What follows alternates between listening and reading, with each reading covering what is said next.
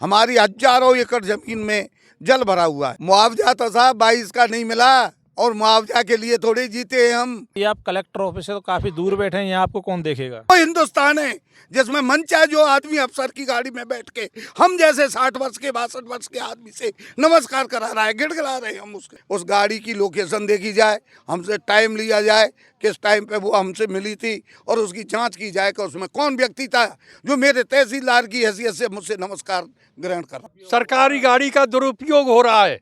गाड़ी सरकार की है और प्राइवेट आदमी है का फर्जी बन के घूम रहा है। गांव में गया था यही जल भराव दिखाने, तो शाम को फोन आता है कि भैया ये जो किसान है झूठ बोल रहे हैं, इनको सबको मुआवजा मिल चुका है। नमस्कार, स्वागत, सत्कार, बेहद आभार दोस्तों। मैं आपका तो लोकपाल फौजदार, पीछे देख लीजिए भारतीय किसान संघ के बैनर तले बैठा हुआ हूं। जैसा कि साथ में ये भीड़ देख पा रहे हैं, यह भारतीय किसान संघ की वह भीड़ है जो कि किसानों के मुद्दे को लेकर के कलेक्टर ऑफिस पहुंची थी, लेकिन परमिशन नहीं मिली धरने की, जिसके बाद खेत में अपना धरना देकर बैठ गए। बात कर लेते हैं। हाँ जी, नाम बताइए। गोपाल प्रसाद लवानिया, संभाग प्रमुख, भारतीय किसान संघ, भरतपुर। क्या मामला है, किस बात को लेकर धरने बैठे हैं? जल भराव का मामला है। हमारी हजारों एकड़ जमीन में जल भरा हुआ है। ये यहाँ पे 3 दर्जन से ज़्यादा गाँव के प्रतिनिधि बैठे हुए हैं। हर गांव में ये स्थिति है। पशुओं के लिए चारा नहीं है, आदमियों को बैठने तक की जगह नहीं है, मकान ध्वस्त हुए जा रहे हैं। जल निकासी नहीं होने की वजह से किसान तबाह हो रहा है, बर्बाद हो रहा है। अभी क्षेत्रीय विधायक दौरे पर रहे जल भराव को लेकर उन्होंने घोषणा की किसान को पूरा मुआवजा मिलेगा। मुआवजा तो साहब 22 का नहीं मिला और मुआवजा के लिए थोड़े जीते हैं हम। मेहनती लोग हैं, पसीना बहाते हैं। मुआवजे के लिए नहीं जीते हम और ना मुआवजे से किसी का पेट भरा है आज तक। हम खेती करना चाहते हैं, हमारे जमीनों खाली किया जाए। तो अभी आप कलेक्टर ऑफिस से तो काफी दूर बैठे हैं, यहाँ आपको कौन देखेगा? और बिल्कुल छाती पे जाके बैठे तो क्या कोई देख लेगा? अरे आंखें चाहिए, कान चाहिए। और अगर इतनी बड़ी भीड़ को भी कोई नहीं देख सकता तो उन चोर लुच्चे लफंगों को कौन संभालेगा साहब? क्या कलेक्टर साहब से कोई बातचीत नहीं, आप ज्ञापन वगैरह देने पहुंचे? 29 तारीख को हम सारी मांगों का विधिवत जो तरीका है उससे उनको दे चुके। एडीएम साहब थे उस दिन भी। कल उन्होंने हमसे मिलने से इनकार कर दिया। आज धरने की परमिशन देने से इनकार कर दिया। बताओ हम कहाँ लगाएं अर्जी, कहाँ लगाएं, किसको लगाए? कल हमने गाड़ी में बैठ के सीएम के पीए से बात की कि क्या हो रहा है यहाँ ढीग में साहब, नया ये जिला है, इससे तो पुराना ही जिला ठीक था। क्या मतलब आप देखिए, अब A1 स्तर के कोई अधिकारी मौजूद नहीं थे ढीग में। पूरी ढीग सुनी थी, कोई मिलने को तैयार नहीं।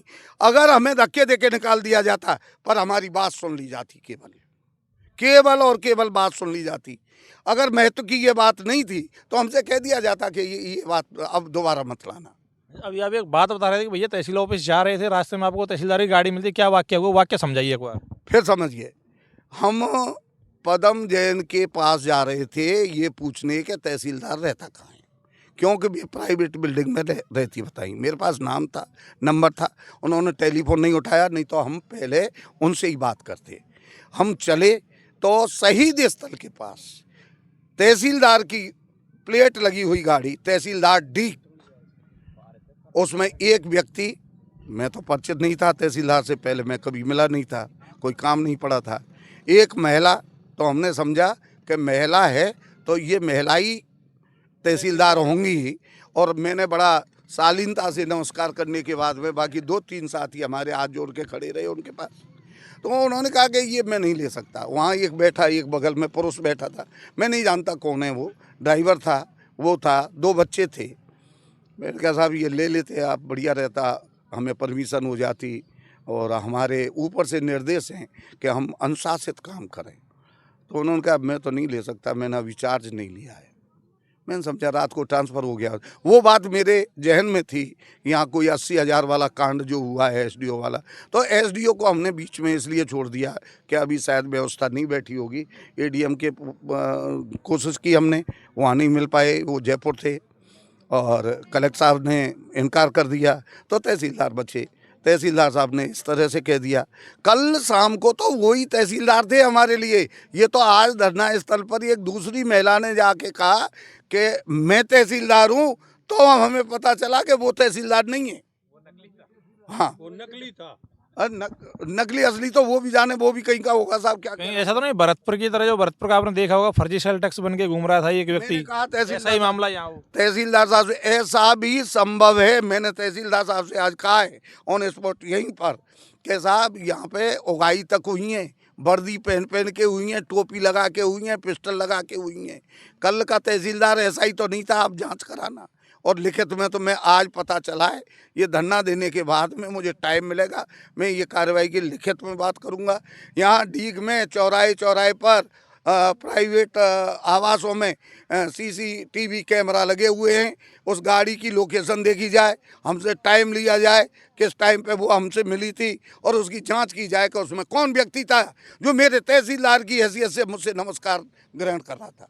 मैंने तहसीलदार को नमस्कार किया, किसी व्यक्ति को नहीं किया। मान लीजिए अगर बाबा साहब तहसीलदार की गाड़ी होगी और पर्सनल काम में ली जा रही है तो सरकारी रुपए की बर्बादी हो रही है, क्योंकि जनता का रुपया जनता टैक्स देती है सरकार को, तब जाकर इनके डीजल गाड़ियों में भरा जाता है।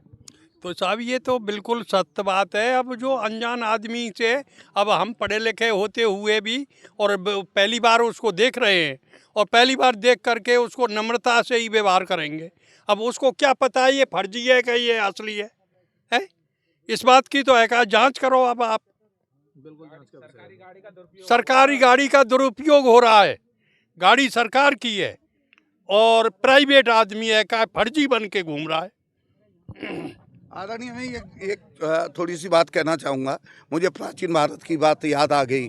कौटिल्य चाणक्य के पास विदेशी यात्री आया, उसने एक दीपक बुझाया, दूसरा दीपक जलाया, बात की।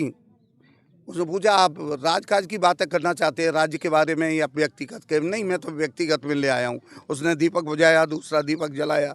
उसकी समझ में नहीं आया कि एक दीपक बुझाया क्यों, दूसरा जलाया क्यों। उसने पूछा कौटिल्य से क्या बात है, तो उसने कहा कि वो उस दीपक में तेल है, वो राज का तेल है, उसके उजाले में मैं व्यक्तिगत काम नहीं करूँगा, इसलिए मैंने उसको बंद किया है।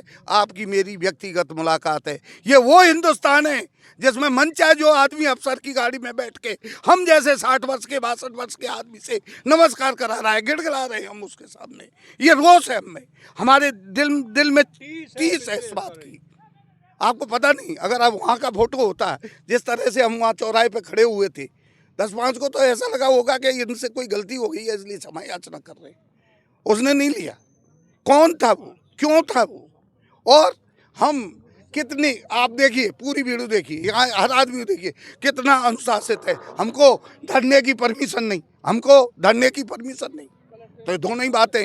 और सबसे बड़ी बात तो ये साहब, ये क्या जो मुझे दिखाई दे रहा है, वो यहाँ आने वाले किस नेता को दिखाई नहीं दे रहा, किस प्रशासन को दिखाई नहीं दे रहा है। ये जल भराव डीग का दोस्तों ये बात बिल्कुल सही है। डीग का एक भी ऐसा गांव नहीं होगा जहां जल भराव नहीं होगा, बस आश्वासन दे दिए जाते हैं।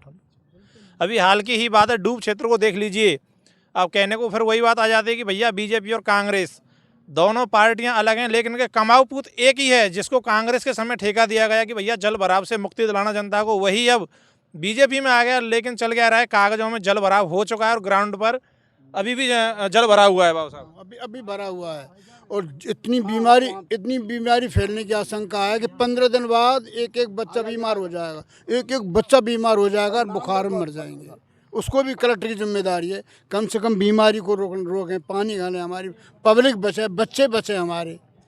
जी वे बताइए। मजदूरी तो कहीं भी कर लेंगे, कोई बड़ी बात नहीं है, लेकिन आदमी मरने की नौबत आ जाएगी, घर घर में बीमारी फैल जाएगी।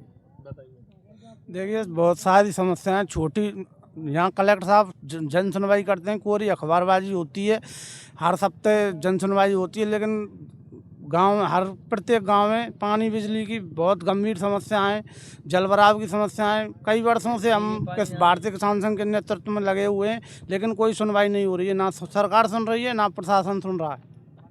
जी साहब बताइए क्या कहना चाहते हो। मैं हुकम सिंह यादव, भारतीय किसान संघ जिला उपाध्यक्ष डीग। मेरा निवेदन है कि आज की स्थिति में जिस किसान से ज़्यादा बदतर स्थिति किसी की भी नहीं है।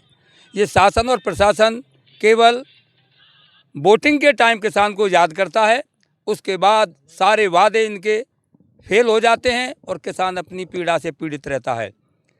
डूब क्षेत्र नौनेरा जिसे बोलते हैं, वहाँ भी यही जो हमारे कासौट और सामेखेड़ा क्षेत्र में यही स्थिति वहाँ पर है। कितने दिनों से वहाँ पे कितनी बार पैसा सैंक्शन हुआ और वो पैसा सारा शासन और प्रशासन डकार जाता है, ठेकेदार डकार जाते हैं और कार्य कुछ भी नहीं होता। आज भी वहाँ पर ट्रैक्टरों का आश्वासन दिया गया, ट्रैक्टर लग रहे हैं, उनके लिए डीजल नहीं मिल रहा है। किसान के लिए 2022 से का कुछ किसानों का मुआवजा आया, बाकी रह गया। कितनी बार ज्ञापन दिए, 2024 खरीफ की फसल पुनः खराब हो गई। वादा दिए, सरकार ने आश्वासन दिया कि तुरंत गिरदावरी की जाए, गिरदावरी करा देते हैं। पटवारी पैसे लेकर के किसानों से उनका सारा रिकॉर्ड दर्ज करते हैं, लेकिन मुआवजे के नाम पर आज तक ना 2022 का पूरा मुआवजा मिला है, ना 2024 खरीफ का मिला है और ना 2025 की स्थिति अब आपके सामने है। तो मेरा कहने का मतलब है कि किसान की तरफ किसी का ध्यान नहीं है, केवल वोट के समय पर किसान को याद किया जाता है। यदि यही स्थिति रही तो आज तो हम आपको बहुत कम तादाद में यहाँ दिखाई दे रहे हैं। यदि किसान की इस जलभराव की समस्या से निदान नहीं कराया गया तो हम बहुत बड़े रूप में एक आंदोलन करेंगे, जिसकी जिम्मेदारी शासन और प्रशासन की होगी। बाबू साहब, मैं कौंरेर कासौट गांव में गया था यही जलभराव दिखाने, तो शाम को फ़ोन आता है कि भैया ये जो किसान है झूठ बोल रहे हैं, इनको सबको मुआवजा मिल चुका है। अभी की बात है 15-20 दिन पहले। बिल्कुल 100% गलत है। आप किसी भी किसान से पूछ सकते हैं, किसी को मुआवजा नहीं मिला है, केवल आश्वासन दिया जाता है। कितने ही किसानों की स्थिति ऐसी है जो बेचारे अपने घर के अंदर रह नहीं सकते, पानी भरा हुआ है, रास्ते सारे खत्म हो चुके हैं और कितने ही किसान अपने पेट भरने के लिए, रोजी रोटी के लिए गांवों को छोड़कर पलायन कर चुके हैं। तो किसान इस समय बड़ी समस्या से जूझ रहा है। यदि समय रहते इनका निदान नहीं किया गया तो भारतीय किसान संघ के नेतृत्व में पूरे जिले में एक बहुत ज़बरदस्त आंदोलन किया जाएगा, जिसके लिए हम आज शासन और प्रशासन को पूर्व में अवगत कराते हैं। अब देखिए दोस्तों, किसान दोहरी मार झेल रहा है, क्योंकि किसानों को जहाँ कहीं अगर फसल की बुवाई हो रही है तो वहाँ फसल बुवाई के लिए खाद नहीं मिल पा रहा है। ऊपर से आप देखिए इंद्रदेव मेहरबान है, थोड़ी देर में हो सकता है कि बारिश आने वाली होगी, तो यही बारिश जल भराव का रूप ले लेती है और ग्रामीण क्षेत्रों में समस्याएं काफ़ी गंभीर भी हो जाती हैं, क्योंकि ना तो कोई वहाँ सरपंच देखता है, ना ही वो सेक्रेटरी और ना वो पटवारी इनकी समस्याओं की तरफ देखता है। वो सिर्फ इंतजार करते हैं कि भैया जल भराव हो, फसल नष्ट हो, हमारी आमदनी शुरू हो जाए। वीडियो को शेयर कीजिएगा। जय हिंद, जय भारत।